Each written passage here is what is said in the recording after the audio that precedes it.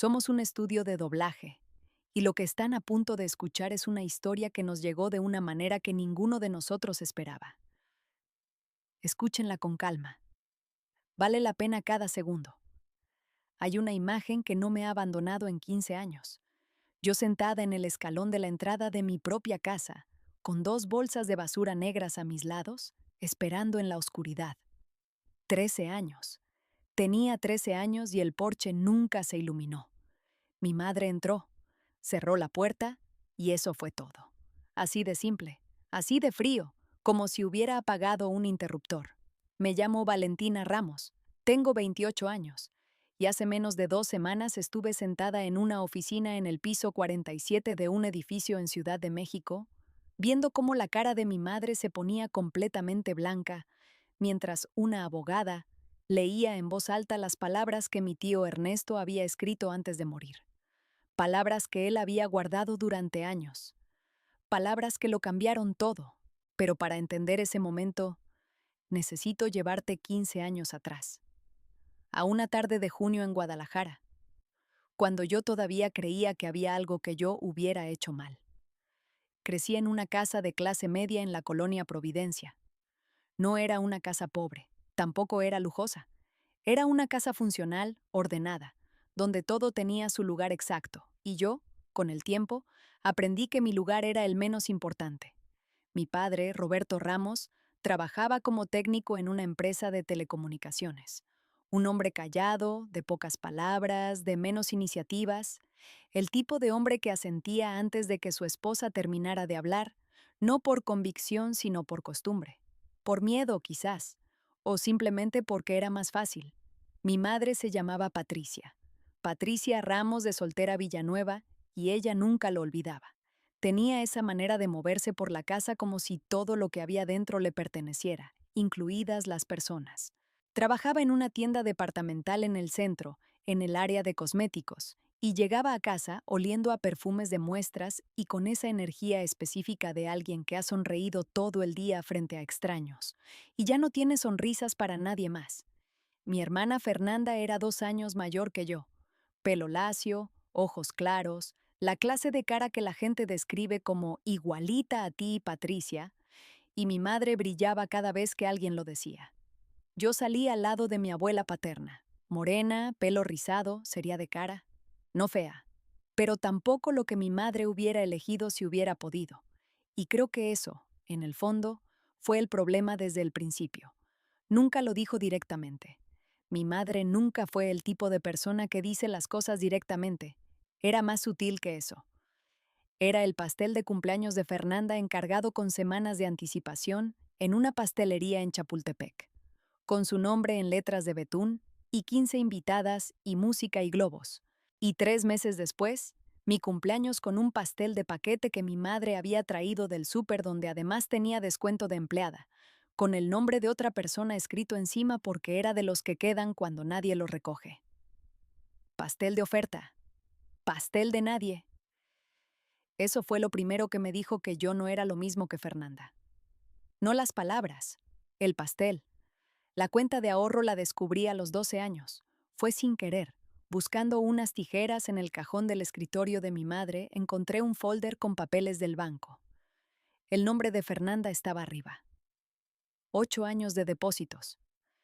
Para la universidad, decía la nota escrita a mano al margen. Busqué mi nombre. No estaba. Pregunté esa noche en la cena y el silencio que vino antes de que mi madre respondiera duró lo suficiente para que yo entendiera la respuesta antes de escucharla. Tú te adaptas bien, Valentina. Siempre encuentras la manera. Lo dijo con una sonrisa pequeña como si fuera un cumplido. Esa noche entendí que había 2 tipos de hijos en esa casa. El verano antes de que cumpliera 13 años, solicité sin decirle a nadie un programa de ciencias en el Tecnológico de Monterrey. Era un programa de 6 semanas para estudiantes con aptitudes en matemáticas y ciencias naturales. Cupo para 50 jóvenes de todo Jalisco. La beca cubría absolutamente todo. No me costaba nada a mi familia. Nada. Y aún así, la carta de aceptación llegó en mayo. La guardé en mi mochila 2 días antes de contarle a alguien. Quería saborear ese momento privado, ese pequeño milagro mío que todavía no había sido tocado por nadie. Cuando al fin lo dije en la cena, dejé la carta sobre la mesa con cuidado, casi ceremoniosa, y esperé. Mi madre la leyó, la pasó a mi padre asintió sin decir nada. Y entonces Fernanda, que esa misma semana había llegado a casa emocionada con un folleto de un campamento de teatro en Puerto Vallarta, dijo algo en voz baja que cambió el rumbo de esa conversación entera. Yo también quiero ir a lo mío, mamá. Fue suficiente.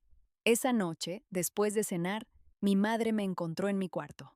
Se recargó en el marco de la puerta con los brazos cruzados y me explicó, con esa voz suya de vendedora de cosméticos, que no era posible pagar los 2 viajes al mismo tiempo, que el campamento de Fernanda era importante para su futuro artístico, que yo tendría otras oportunidades, que rechazara la beca. Le dije que no, no con gritos, no con llanto, con una claridad que hasta a mí me sorprendió.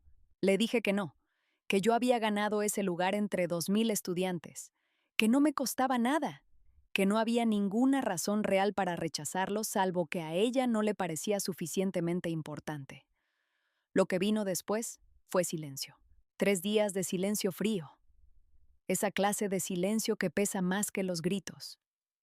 Y entonces, un martes por la tarde, llegué de la biblioteca pública donde me había quedado estudiando y encontré 2 bolsas de basura negras en el escalón del jardín. Me detuve en la banqueta. Las miré. Reconocí mi suéter favorito asomando por un nudo mal hecho. El libro de matemáticas que me había prestado mi maestra. El estuche con mis colores. Todo empacado a prisa, sin cuidado, sin consideración. Mi madre abrió la puerta antes de que yo pudiera procesar lo que estaba viendo. Llamé a tu tío Ernesto, dijo, sin preámbulo, sin necesitamos hablar, directa, como quien termina una llamada de trabajo. Viene por ti, desde hoy vives con él. Quise decir algo. Abrí la boca y no salió nada. Detrás de ella, al fondo del pasillo, vi la silueta de mi padre. Estaba de pie, con los brazos a los lados, mirando el suelo. No me miró. No dijo nada. Subí los ojos al segundo piso y vi la cortina de la habitación de Fernanda moverse ligeramente. Solo un instante. Luego nada. Mi madre volvió a entrar. La puerta se cerró. Me senté en el escalón entre las bolsas negras. Eran las 6 de la tarde. Mi tío Ernesto vivía en Ciudad de México. Tardó 4 horas y media en llegar. Y en esas 4 horas y media, la luz del porche nunca se encendió. Nadie abrió la puerta para preguntar si tenía hambre, o frío, o miedo. Los vecinos de enfrente salieron a regar sus plantas y me miraron sin decir nada. Un perro de la calle se acercó, olió mis bolsas, se fue. Cuando los faros del coche de mi tío iluminaron la banqueta, yo tenía las rodillas contra el pecho y había dejado de llorar así al menos una hora. Ya no tenía lágrimas. Solo tenía ese vacío extraño que viene cuando el cuerpo ya entendió algo que la mente todavía está tratando de procesar. Ernesto Ramos se bajó del coche sin apresurarse. Caminó hasta donde yo estaba. Me miró de arriba abajo, con esa evaluación silenciosa que tiene la gente que de verdad presta atención. Y entonces se agachó a mi nivel y me dijo, con una voz completamente tranquila, vamos a cargar estas cosas y nos vamos a casa. Tú no te mereces estar aquí sentada en la oscuridad ni un minuto más. No prometió que todo estaría bien. No dijo que mi madre estaba equivocada, aunque los dos lo sabíamos. Solo dijo, vamos a casa. Y eso, en ese momento, fue lo más poderoso que alguien me había dicho en 13 años de vida. Lo que yo no sabía, mientras mi tío cargaba las bolsas negras en la cajuela de su coche, era que adentro de esa casa mi madre estaba firmando papeles. Papeles que yo no conocería hasta 15 años después. Papeles que en ese momento no significaban nada para mí, pero que eventualmente lo cambiarían todo.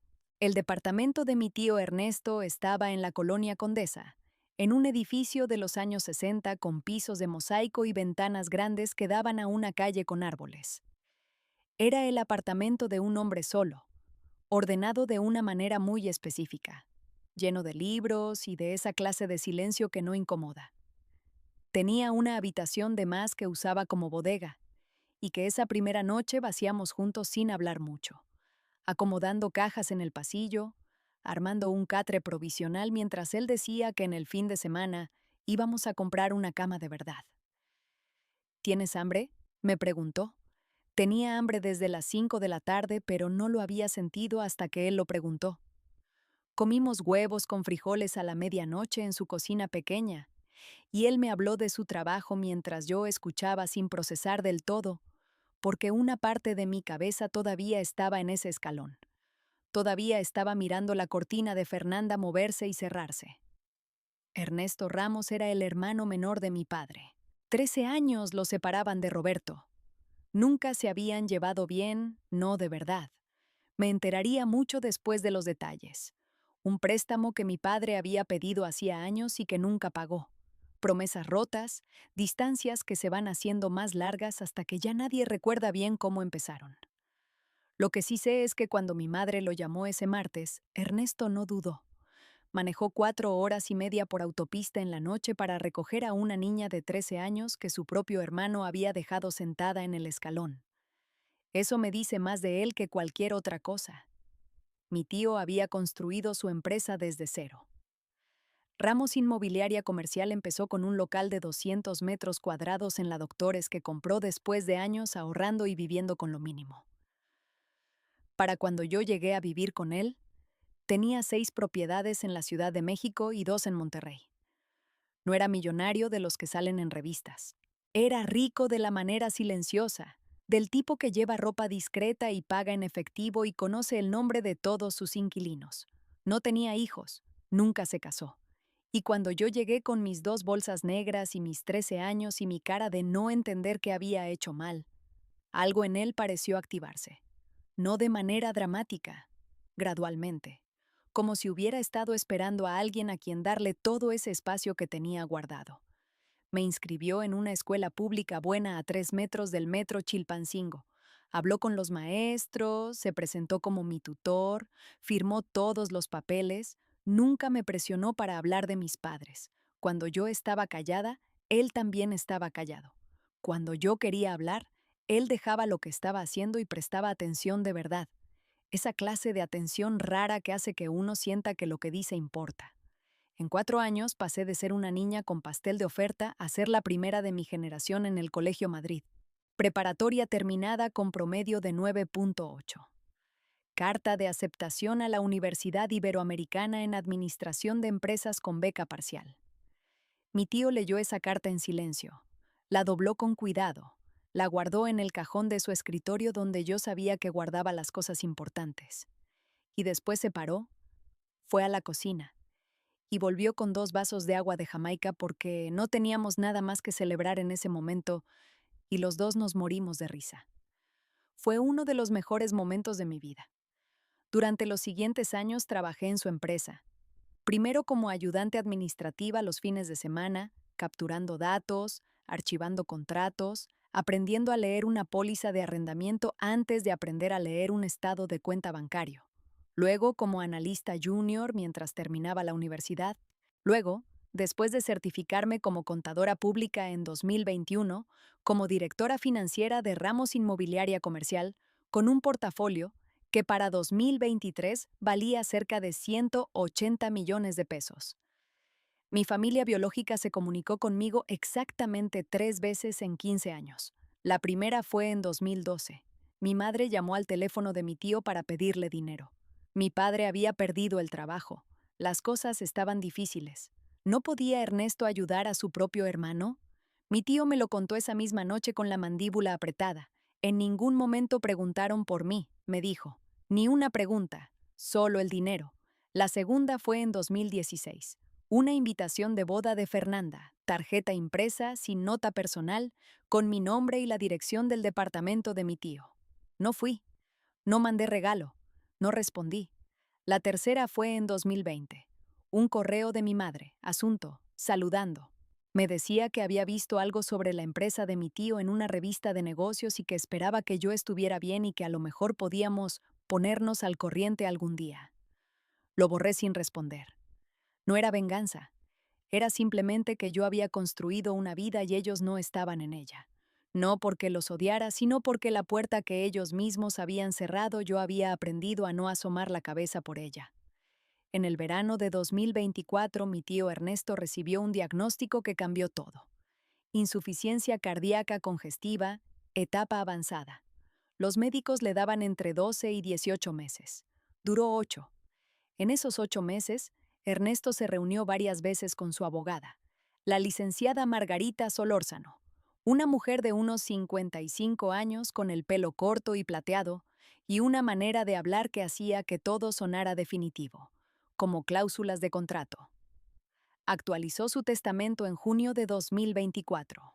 Cuando le pregunté al respecto, me dijo que todo estaba en orden, que me concentrara en el negocio, que él se había encargado de lo demás.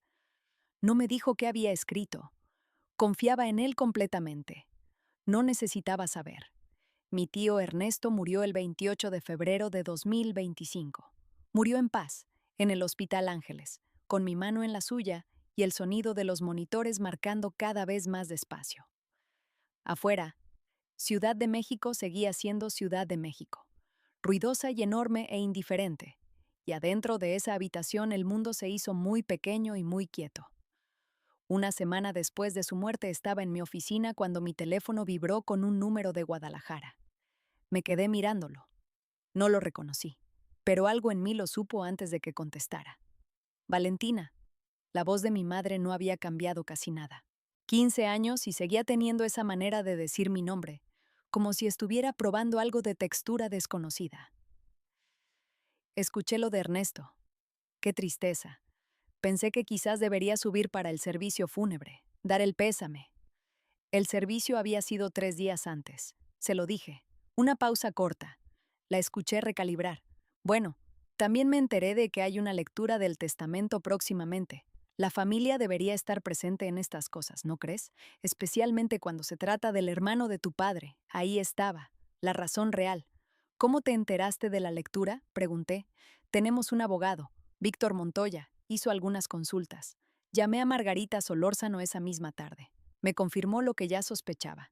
Mi madre había contratado a un abogado para impugnar el testamento. Su argumento: influencia indebida. Yo había manipulado a un anciano enfermo en sus últimos meses. También exigían estar presentes en la lectura como familia directa del difunto. Me quedé mirando la foto de mi tío que tengo en mi escritorio. En la foto tiene 50 y tantos años. Está sonriendo con esa sonrisa suya un poco torcida, y lleva la chamarra gris que usaba para las reuniones de trabajo porque decía que las chamarras de traje hacían que uno pareciera que estaba en un funeral permanente. La ironía ahora. Margarita me dijo algo que no esperaba. Me dijo que en sus archivos, guardado desde 2010, había un documento que mi tío había conservado durante 15 años. ¿Sabes lo que es una cesión voluntaria de patria potestad?, me preguntó. No lo sabía. No del todo. Me explicó que el 15 de julio de 2010, es decir, la noche que yo fui dejada en el escalón con mis bolsas, mis padres habían firmado un documento legal transfiriendo la tutela legal completa a mi tío Ernesto. Habían renunciado formalmente a sus derechos como padres, con testigos, con notario público. Mientras yo estaba sentada en el escalón esperando en la oscuridad, mi madre estaba adentro firmando papeles para deshacerse de mí legalmente. La habitación giró un poco. ¿Lo sabías?, me preguntó Margarita. No, no lo sabía. Tenía 13 años. Nadie me dijo nada. Lo que esto significa, dijo Margarita despacio, con la precisión de alguien que elige cada palabra, es que Roberto Ramos no tiene derecho legal a reclamar herencia por vínculo familiar.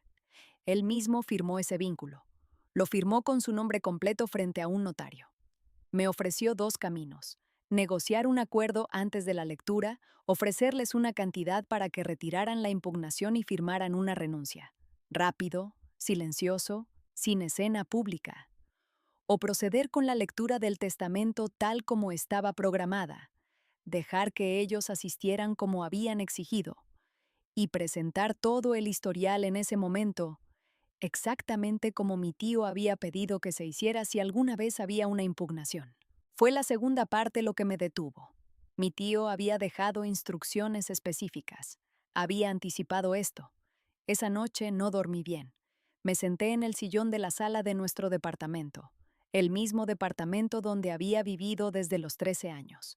Mirando las fotos en el muro, hay una de mi graduación de preparatoria, donde yo tengo los ojos rojos de haber llorado antes, y mi tío se ve perfectamente radiante. Hay una del día que me certifiqué como contadora, donde los dos estamos en la puerta de la oficina de Ramos Inmobiliaria. Y yo tengo el diploma en la mano, y él se ve como si hubiera ganado algo. Hay una del año pasado en Oaxaca, donde los dos comemos tlayudas en un mercado, y no hay nada importante en esa foto salvo que los dos estamos bien. No hay ninguna foto de Roberto, no hay ninguna foto de Patricia, no hay ninguna foto de Fernanda. A las 7 de la mañana siguiente llamé a Margarita. Que venga la lectura, dije. Sin acuerdos, sin pagos. Si quieren estar presentes, que estén presentes. Que se lea todo. ¿Estás segura?, me preguntó. Ellos eligieron hacer esto público cuando presentaron la impugnación. Yo solo estoy respetando su elección. La lectura del testamento estaba programada para el viernes 14 de marzo de 2025, a las 2 de la tarde, en las oficinas de Solórzano y Asociados en la Torre Mayor. Mi mejor amiga, Elena Reyes, directora de recursos humanos de la empresa desde hace 3 años, me ayudó a preparar la documentación. Elena es de esas personas que no te pregunta si estás bien, simplemente aparece con un café y ya. Pasamos 2 tardes revisando correos electrónicos, estados financieros, reportes de gestión, 43 correos de mi tío a mí a lo largo de 10 años. En varios de ellos mencionaba la historia con Roberto. El préstamo de 1.200.000 pesos pedido en 2003, con promesa de pago en 5 años, del que nunca llegó un solo peso de vuelta. En varios más, hablaba de mí con una franqueza que me costó trabajo leer sin que se me nublara la vista. Valentina no necesita que nadie le explique el valor del trabajo, escribió en uno de 2019. Ella lo aprendió sola antes de que yo pudiera enseñarle nada. El viernes me puse un traje azul marino. Nada llamativo. Mi pelo recogido. Llegué a la Torre Mayor con 15 minutos de anticipación. La sala de reuniones de Solórzano y Asociados tenía ventanales del piso al techo con vista al Paseo de la Reforma.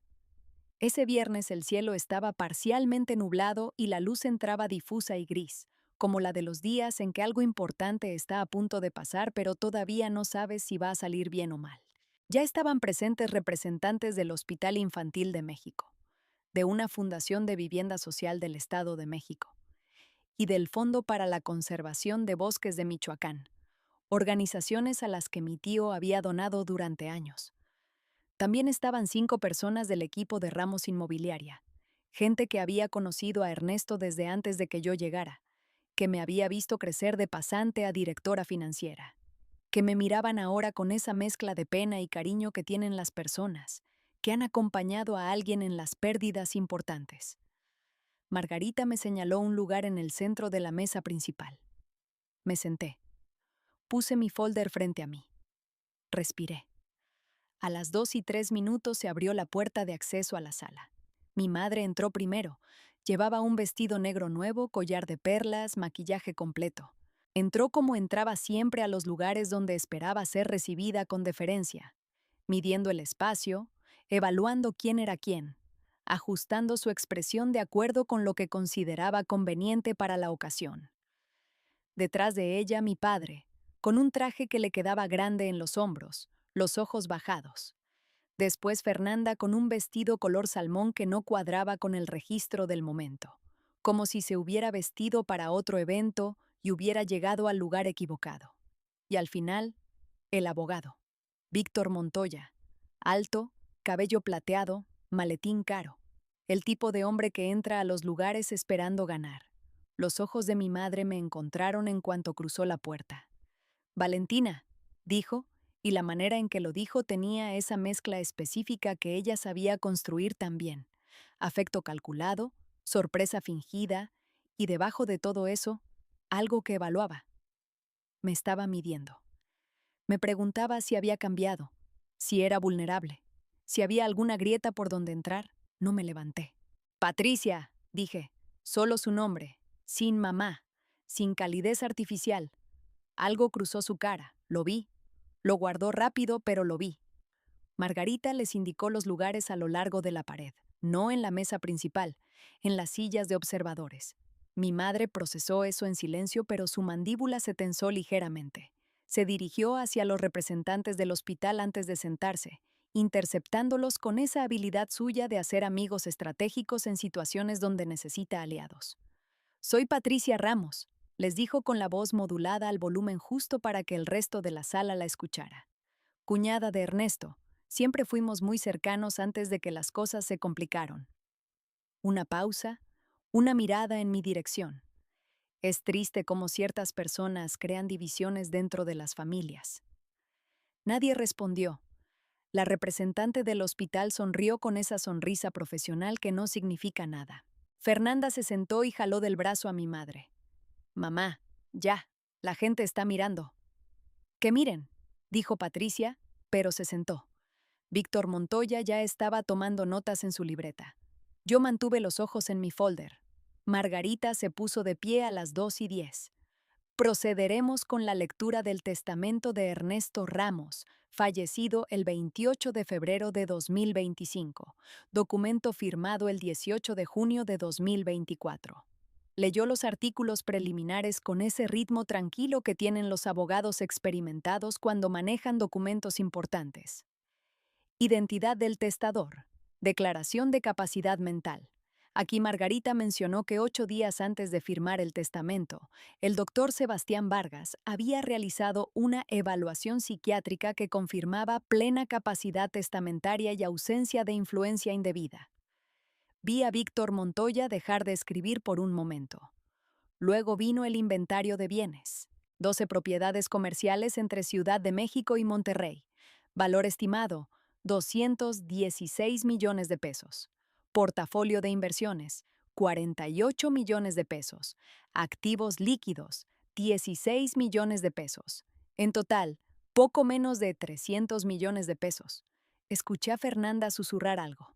Mi madre asintió con los ojos calculando. Margarita continuó. Artículo 5.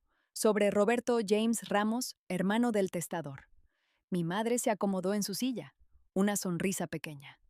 El testador declara no hacer ninguna provisión testamentaria para su hermano Roberto James Ramos por las siguientes razones, las cuales solicita que sean leídas en voz alta y registradas en acta. La sonrisa de mi madre empezó a desvanecerse. Margarita leyó con voz tranquila. En marzo de 2003, Roberto Ramos solicitó un préstamo de 1.200.000 pesos con compromiso escrito de pago en un plazo máximo de 5 años.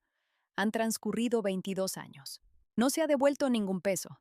El testador conserva el pagaré original. Mi padre llevaba varios minutos sin levantar la vista del suelo.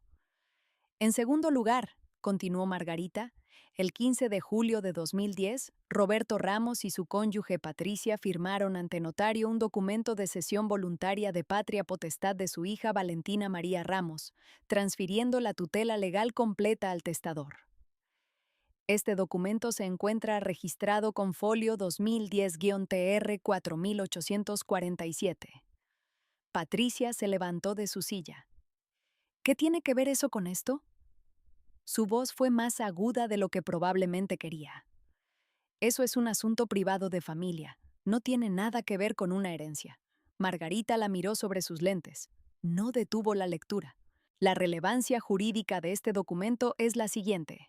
Al renunciar legalmente a su condición de padres de Valentina María Ramos, Roberto y Patricia Ramos terminaron cualquier vínculo legal con la persona designada como heredera principal.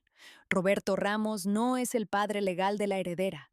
Por lo tanto, no tiene relación familiar jurídicamente reconocida con la heredera designada y carece de legitimación para impugnar este testamento por razones de parentesco.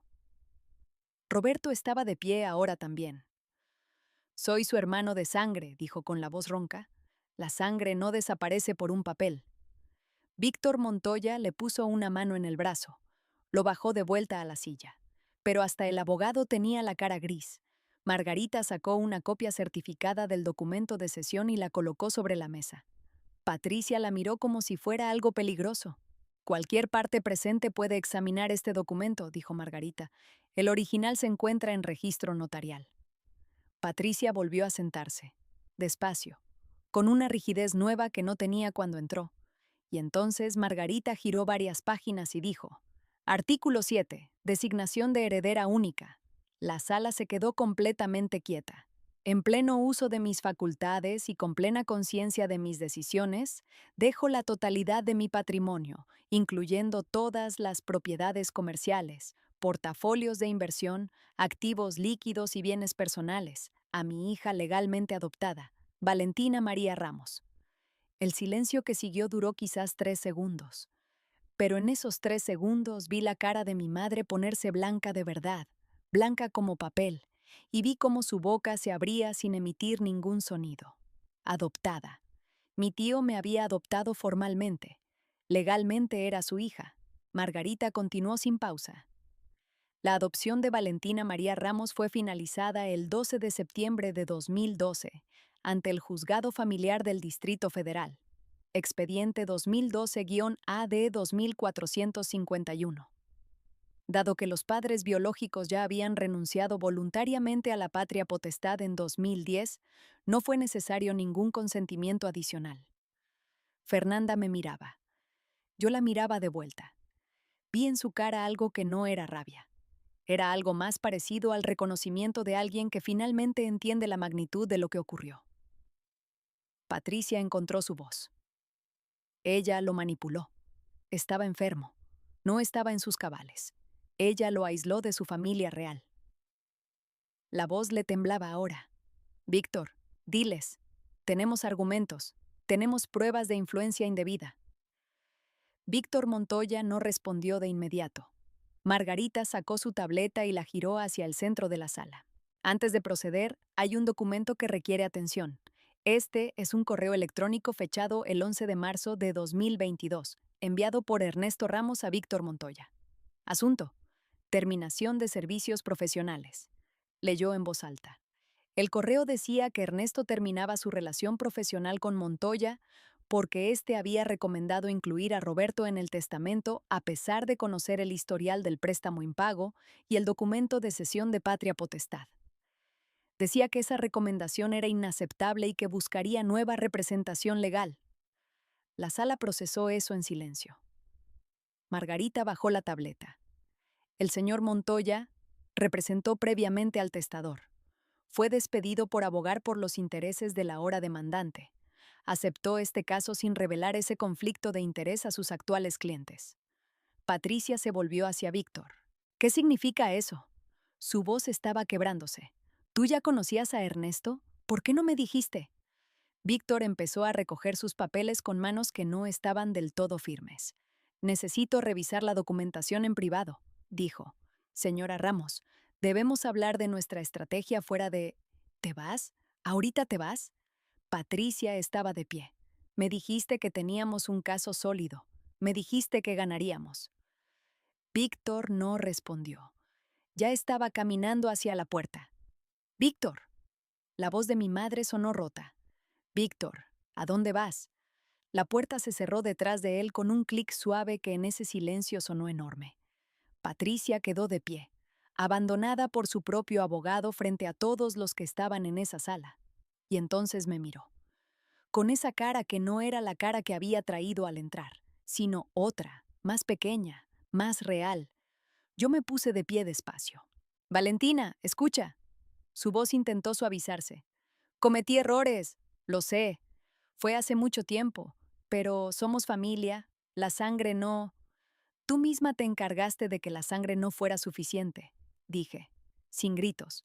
Hablé despacio, con la voz que aprendí a usar cuando algo importa demasiado para desperdiciarlo en el volumen. Firmaste un papel legal para deshacerte de mí mientras yo esperaba en el escalón de tu casa.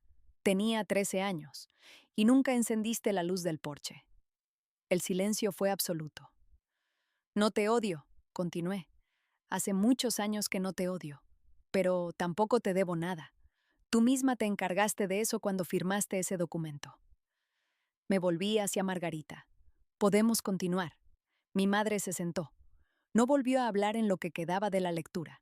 Margarita leyó el artículo sobre los legados a las instituciones de beneficencia. 5 millones de pesos al Hospital Infantil de México, 3 millones a la Fundación de Vivienda. 2 millones al Fondo de Bosques de Michoacán. Los representantes de cada organización anotaron las cifras con expresiones de gratitud contenida. Y luego Margarita sacó un sobre más pequeño, manuscrito por fuera con la letra inconfundible de mi tío. El señor Ramos dejó una carta personal para Valentina con instrucción de leer un fragmento en voz alta si ella consiente. Asentí con la cabeza. No pude hablar. Margarita abrió el sobre. Valentina, si esta carta se está leyendo en voz alta es porque pasó exactamente lo que imaginé que pasaría. Y lo siento. Siento que tuvieras que pasar por esto, pero también sé que puedes con ello, porque llevas 15 años demostrando que puedes con todo. Escuché la respiración contenida de alguien en la sala. No levanté los ojos. Llegaste a mi departamento con 2 bolsas de basura y 13 años y la cara de alguien que todavía no sabe que no hizo nada malo. Te vi convertirte en la persona más trabajadora, más honesta y más completa que conozco. No te salvé. Tú ya sabías salvarte sola. Yo solo te di un lugar donde hacerlo. Me temblaba el labio. Lo sostuve. Te dejo todo lo que construí porque sé que lo vas a cuidar mejor de lo que yo lo hice. Y porque te lo mereces. Y porque eres mi hija. No de papel, no de sangre. De elección, que es la única manera que importa, con todo mi amor. Tu padre, Ernesto. Nadie habló por varios segundos. Entonces el representante del hospital infantil, un hombre de unos 60 años con lentes gruesos, empezó a aplaudir despacio. Uno de los empleados de Ramos Inmobiliaria lo siguió. Elena, que estaba junto a la puerta, aplaudía con los ojos brillantes. Patricia no aplaudió. Patricia estaba mirando el suelo. Roberto ya estaba de camino a la puerta. Fernanda se quedó. Fue la única que se quedó cuando Roberto y Patricia salieron. Se quedó en su silla con la bolsa en el regazo y los ojos rojos, sin maquillaje corrido porque en realidad nunca se había puesto mucho. Y cuando la sala empezó a vaciarse, y quedamos solo nosotras dos en ese extremo de la habitación, me miró de una manera que no le había visto nunca. No era culpa calculada. Era algo más real que eso. No dijo nada. Yo tampoco. Pero antes de salir se detuvo en la puerta y sin voltearse dijo: «Lo siento, debí haber bajado esa noche». Cerró la puerta.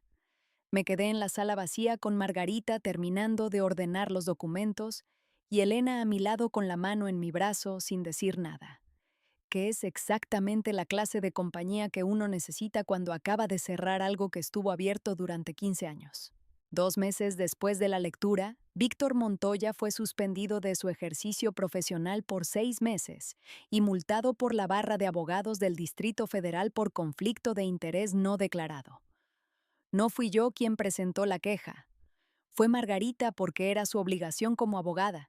Las consecuencias de las decisiones de Montoya llegaron sin que yo tuviera que hacer nada. Eso, también, fue una lección.